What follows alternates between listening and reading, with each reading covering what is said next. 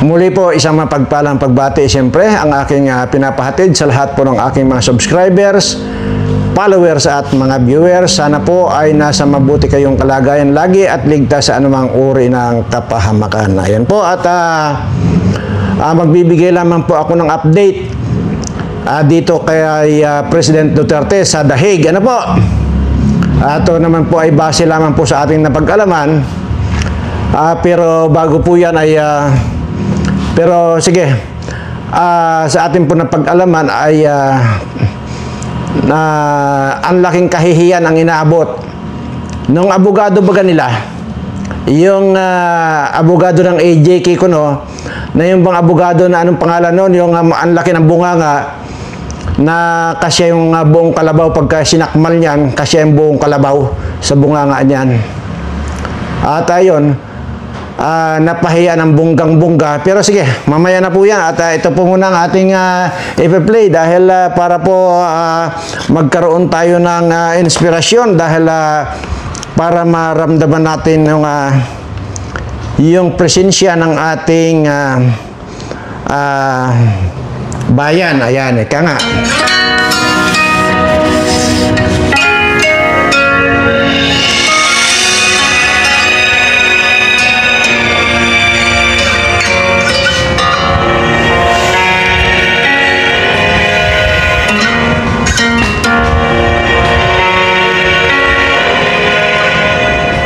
Ang bayan ko silang aking mahal, aking tanan. Kailan may di ka iiwan, magpasawa na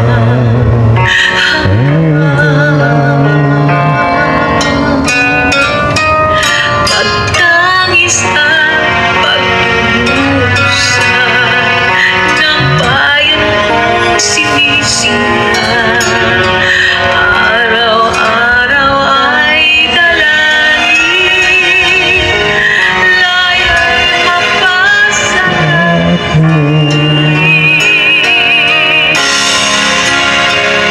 Pilipinas kong mahal, ang dami ko'y sinisigaw.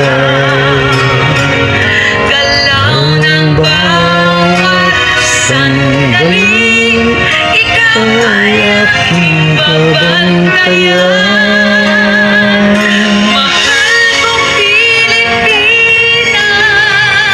kita'y maglilingkod hanggang wakas. Tanging hangat ay kalayaan ng ating bayang sinilangan.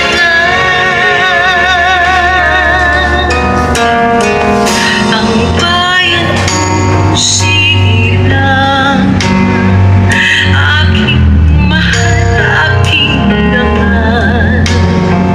Kailan may di ka iiwan, magpasawa na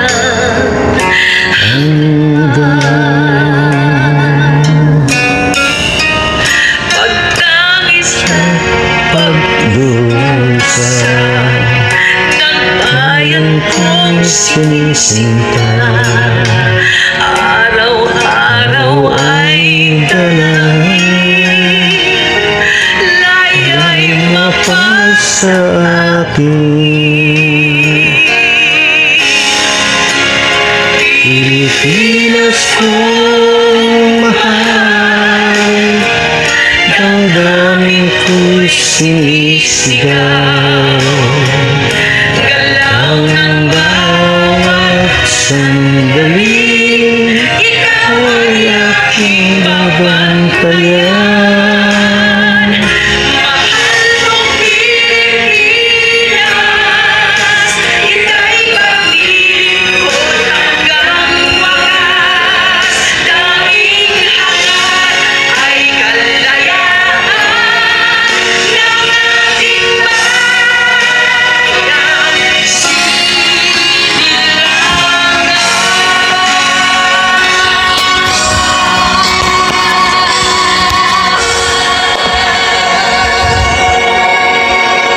Ayan po at napakagandang komposisyon ni Miss Ana Rivera ang kantang yan at kung atin pong i-imaginin ayun pong nagmahal sa ating bayan na walang iba kundi ang aking Pangulong Duterte ay walang habas na kinidnap at dinala doon sa kung hindi naman niya nakasanayang bansa, ika nga. Ganoon pa man mga kaibigan, ay mukhang malapit na. Siguro masasabi kong mukhang malapit na ang pagbabalik dito ng ating Pangulong Duterte dahil nga po yung yun pong isinumite na mga testigo kuno ng abogado ng AJK na itong yung sinasabi ko kanina na yung maluwang ang bunganga na kahit na buong isang kalabaw ang sakmalin niyan, kayang-kaya niyang lunukin, kayang-kaya niyang ipasok sa bunganga niya, sobrang laki ng bunganga ng abogadang yan. So, hindi po tinanggap yung kanilang isinumite na testigo na yan, hindi po tinanggap ng ICC. So, ibig pong sabihin, kung hindi tinanggap yan, anong magiging kasunod yan? Ayaw ko pong magbigay ng speculation dito at ayaw ko naman pong magsabi pa kung ano pa dahil baka mamaya ay may magko-comment na naman sa akin ng fake news diyan ay kawawa naman kasi yung mga dating mga nagko-comment ng fake news, yung wala pong maalam sabihin kundi fake news ay nagkamatay na po. Yung mga bashers ko na walang sinabi kundi fake news, ayun po, nagkamatay na. So, kaya po iniiwasan po natin yon at ayoko na pong madagdagan yung mga bashers ko na magkamatay. Kasi kawawa naman po itong mga taong ito, hindi na nga nakainom ng gatas ng maliliit ay magkamatay pa dahil sa kanilang kawalan ng magandang pag-iisip ay kawawa naman po. So, yun po at ang isa pa na gustong isalang sa testigo ay si Las Cañas at saka itong si Matubato. Yun pong Matubato na yan at Las Cañas na yan, yan po yata ay yung Patrol 3. SPO 3 na po yan si Las Cañas na yan, na kung saan po ay hindi lamang po pinagbigyan niya ni President Duterte doon sa kanyang kagustuhan na magkaroon siya ng yung iloto sa Davao. Hindi po inaprobahan ni President Duterte, ayon, nagkaganyan na. Samantalang matagal pong pinakinabangan ng ating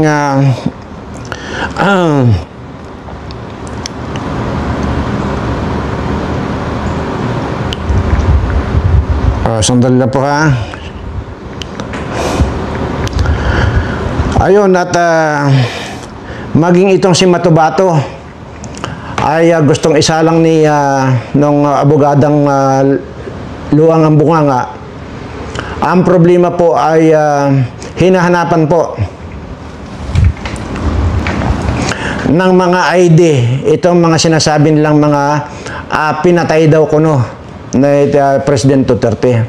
Ay wala po silang maibigay na mga ID nitong mga ito. So, talagang gusto lang nilang maperwisyo itong ating Pangulo. Ngayon, ay pinag-iisipan na naman na gawin daw testigo itong si Kerwin Espinosa. At kung inyo pong maalala, ito pong Kerwin Espinosa, yan po yung self-confessed na drug lord. Hindi lamang po drug dealer yan or drug poser, kundi drug lord po talaga yan. At yan po ay aminado po yan.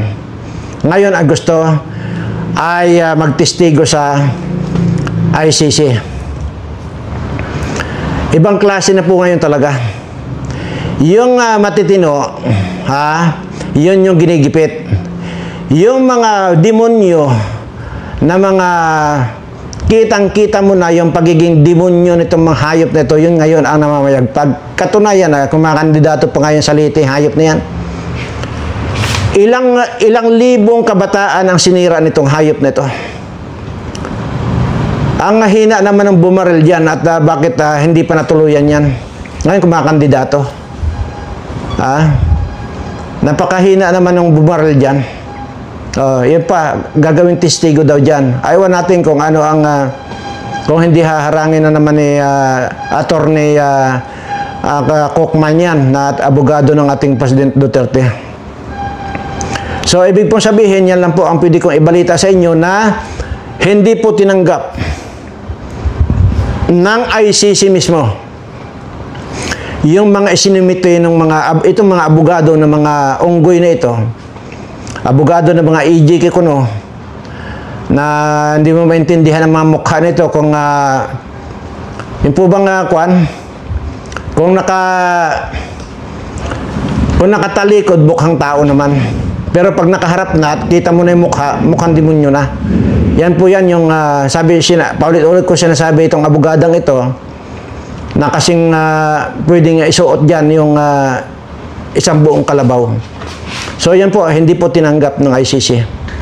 So kung hindi man tinanggap yan ay sabi ko nga po, nandun po yung pag-asa natin na makabalik na po rito ang ating President Duterte. Pero kung inyo pong babalikan yung kanta na aking plinay na kinumpos ni Miss Ana Rivera, ay talagang napakasakit. Kung tayo ang mag-isip, kung imagine natin na yung tayo ang pinadala doon sa ibang bansa, tapos doon tayo lilitisin, napakasakit po. Anyway, pag ito po ay pagka hindi naman ginawa ito ng paraan ng ating gobyerno, ay sa totoo lang po, kahiya-hiya na po talaga tayo sa iba't ibang bansa dahil nga dyan sa nangyaring yan, na talagang mga inutil itong mga husgado natin dito. Lumalabas po na gano'n, inutil. Ganon pa man ay, ayun, nandoon na nga, nangyari na ang lahat. Wala na tayong magagawa doon. Antayin na lang po natin yung final decision ng ICC kung pababalikin na po rito si President Duterte. Pero pagkakaalam ko po, aabutin pa po nga ng September yan dahil yung final hearing na yun ay doon na po talaga magkakapitpitan. At ngayon nga hindi na tinanggap yung isinumite nilang testigo. So napakatalino itong nakuhang abogado ni President Duterte. Anyway, pahapyaw po ay sige, mamaya na lamang po natin pahapyawan yung tungkol dito sa pag-endorso ni BP Sara kay Aimee. At gusto ko lamang pong sariwain, aywan ko kung natatandaan nyo po, noong time na nagpapasubscribe pa po tayo doon sa dito sa channel natin sa Birana Live Studio TV, na sabi ko paramihan ng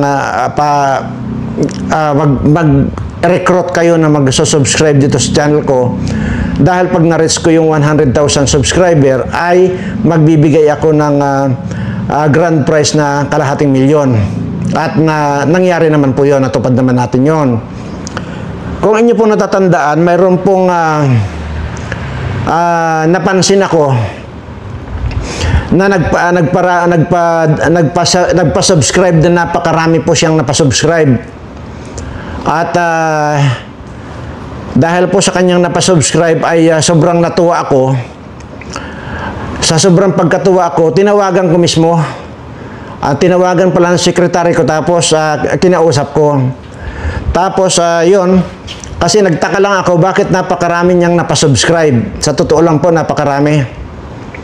So ngayon, sabi niya, sir, lahat po kasi ng kaklase ko talagang pinakiusapan ko na mag-subscribe sila dito sa channel mo. Sabi ganyan sa akin. Yun ang sagot sa akin nung nakausap ko na sa telepono. Ayaw ko kung natatandaan niyo pa, ha? Tapos, tinanong ko siya kung nag-aaral pala siya, dahil yung mga kaklase nga daw niya, pinasubscribe niya lahat. Marami nga. So, tinanong ko, ay grade 11 po yata siya. Grade 11. Nung time na yon. At ang sagot niya, baka nga sir, hindi ko na matapos ito dahil sobrang hirap po ng aming buhay. At ito nga, at baka lang baka next week hindi na po ako magtutuloy ng pag-aaral. Sabi ko, bakit naman? Sabi ko ganyan. Ay tuloy lang, sabi ko ganyan. Di ngayon, tinanong-tanong ko siya. Nung tinanong-tanong ko siya doon, lumabas yung magmula nung estudyante siya, ay nag-first year high school na siya. Grade 7. Basta magmula pa nga elementary pa lang, ay may honor na po siya. Tapos nung grade 10 ay honor with medal. Yun sabi niya. So grade 11 ko na po siya nung last year lang po na nakausap ko yan, yung batang yan. Tapos yun nga sabi sa akin na baka po next week ay wala na, hindi na po ako makapag-aral dahil sobrang hindi na po talaga ako masuportahan ng nanay ko kasi single parent lang po yung nanay ko at wala naman pong hanap buhay na matino. Kaya wala na po, magsasacrifice na lang po ako na titigil. So habang nag-uusap kami, napansin ko lang na napakatalino ng bata. So sige, sabi kong ganyan, mula ngayon, sabi kong ganyan, schooler na kita.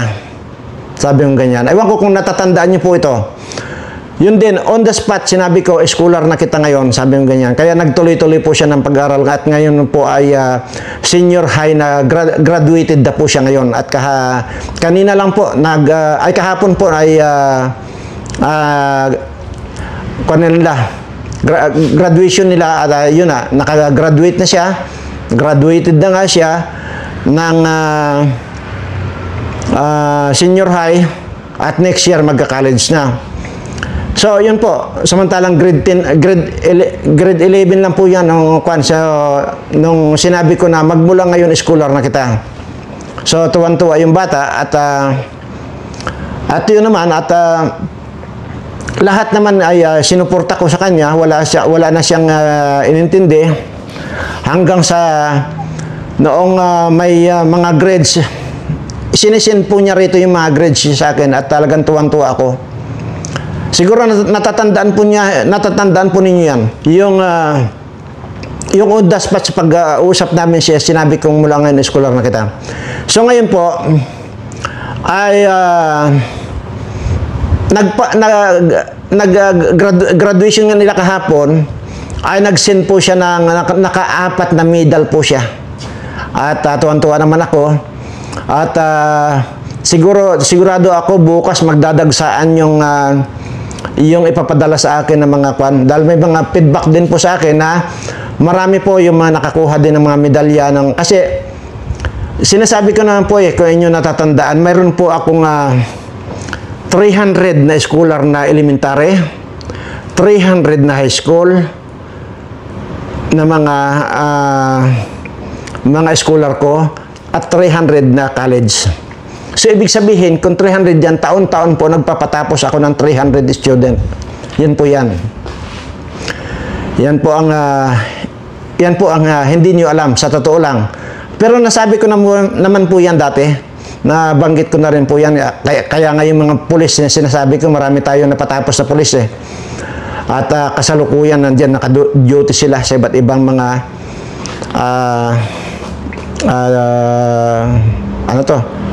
sa probinsya. So, yun po. At siguro po, sigurado natatandaan nyo yung antimano, sinabi ko on the spot, schooler na kita. So, ito po yung bata na 1, 2, 3, 4, ay 5 pala. 5 pala yung medal niya. Ito po siya. Ayan po, 5 po yung medal niya. Ayan. At grabe ang taas ng grades niya. Nakakatuwa. At sa totoo lang po, doon po talaga ako tuwang-tuwa sa mga ganyan na yung mga bata na gustong mag-aral, na talagang may mga talino. Tapos yung iba po dyan hindi na naitutuloy nila. Ganyan po yung mga kwento ng buhay nitong aking mga eskolar. At mabuti na nga lang po ito at napansin ko na napakarami siyang naipasubscribe kaya napansin ko, pinatawagan ko sekretary ko. Yun po at para lang po malaman ninyo na taon-taon po ay nagpapatapos po tayo ng 300 na estudyante na kolehiyo. Elementary, high school, hanggang college. So kanina at tinawagan ko, nung ipinadala nga niya ito, sabi ko, tinatanong ko kung anong course ang gusto niya, ay ang sabi niya ay yun lang pong mumurahin sana, sabing ganyan, o yun lang po masabi na nakapagtapos ako, sabing ganyan, ng college, sabing ganyan. Anong mumurahin? Sabi ko ganyan, hindi. Kung ano yung nasa puso mo, yun ang kunin mong kurso. Kung ano yung kaya mo, iniisip mong kaya mo, yun ang kunin mong kurso. Huwag mong isipin na nahihiya ka sa akin or what, hindi. Sabi ko. Kaya ko ang gusto ko nga sa iyo, sabi ko, doktor na eh. Sabi ko ganyan. Ay, natawa siya na medyo may nahihiya siya. Hindi, sabi ko ganyan, kahit anong kurso mo, sige, go, sabi ko ganyan. At yan po yung mga kwan na yan.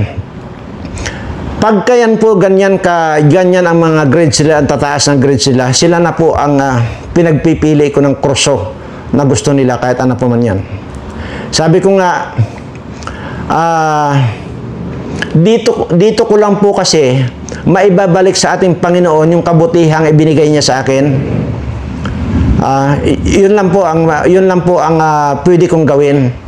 Hindi ko naman po pwedeng padalhan ng cake yung ating Panginoon, di po ba, na sasabihin ko na, Lord, salamat sa mga blessings. Hindi ko magawa yon. So, saan ko gagawin yon?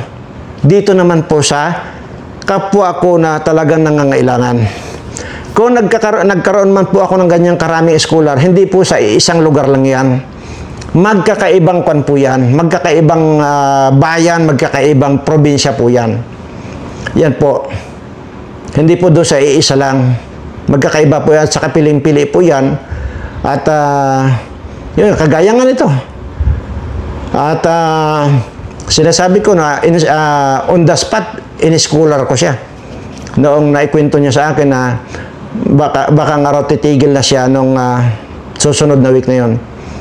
So, ganun lang po ang kwan ko. Yun lang po ako. At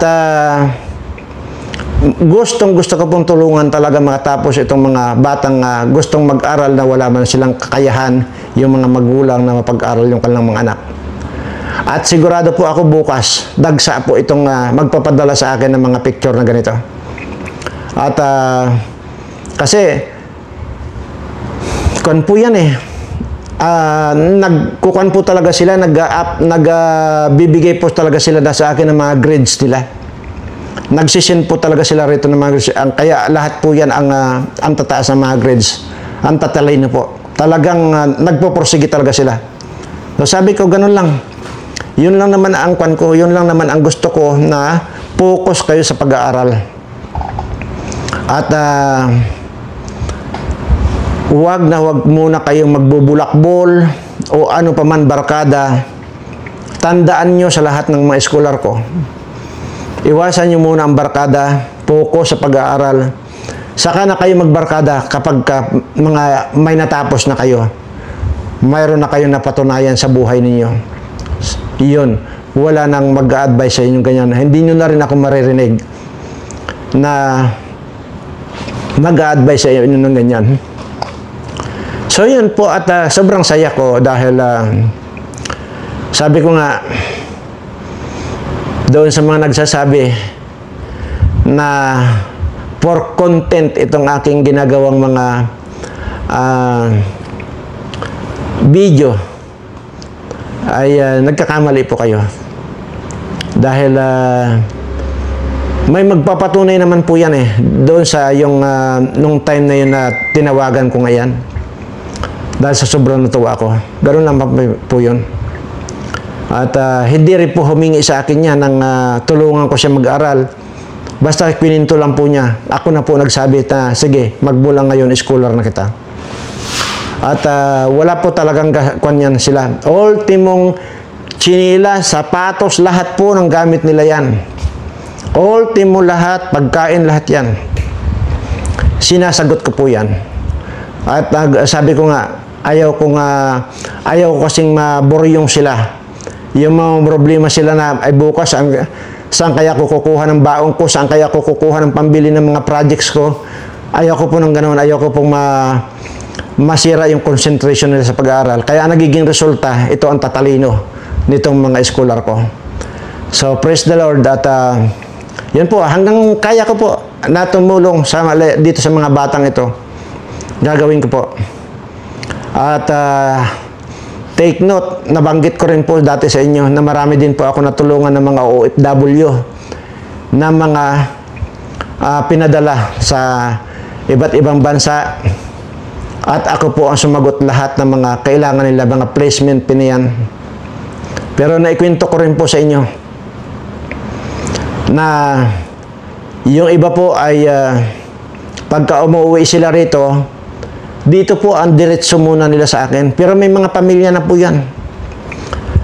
Dito po ang diretso sa akin. Pero ang magkukan kayo, ang magtataka pa kayo, ni anumang dala sila, wala silang dala. Kasi kilala nila ako. Ang ibig ko pong sabihin, noon pong mga una, na gusto siguro ng tumanaw ng utang na loob, binabayaran nila ako doon sa placement fee na binayad ko sa kanila, gusto nila ibalik sa akin, hindi ko naman tinatanggap na yon, naibigay ko na yon, sabi kong ganyan, naibigay ko na yan, wala kayong dapat pasalamatan, basta ang mahalaga ka ako, natulungan ko kayo. So yung iba po ay nag-i-import na may kung ano-ano po mga binibili, may binilhan ako ng mga sapatos, mga kung ano-ano, mga chocolate na ganyan. Ni isa po doon, wala po akong tinanggap na kahit na isang chocolate man lang. Hindi po ako tumanggap. Kasi ang katwiran ko po, gusto ko wala kayong tatanawing utang na loob sa akin. Maging dito sa mga estudyante ko. Napakarami kong napatapos ng nurse. Napakarami kong napatapos ng doktor. Alam nila na ayaw ko nang ako ay pinapasalamatan. Ang gusto ko lang dito, sabi ko, magpasalamat kayo sa ating Panginoon, huwag sa akin. Kasi lahat kako ng mga itinutulong ko sa inyo, lahat yan ay galing sa ating Panginoon. Kaya wala kayong dapat pasalamatan ng ating Panginoon, hindi ako. So, sobrang tuwa ako dito sa mga batang ito na talaga namang nagsusumikap makatapos. At hindi ko na po matatapik yung tungkol dito kay BP Sara at parang okay na po yun at yun po at abangan na lang po natin kung ano pang magiging resulta nito kay President Duterte kasi nga sabi ko nga kanina hindi tinanggap yung mga ebidensyang isinumite ng mga abogado ng AJK Kuno. Maraming salamat po at pagpalain nawa kayo ng ating Panginoon at ibigay na yung swerteng para sa inyo. Maraming salamat at mahal ko po kayong lahat.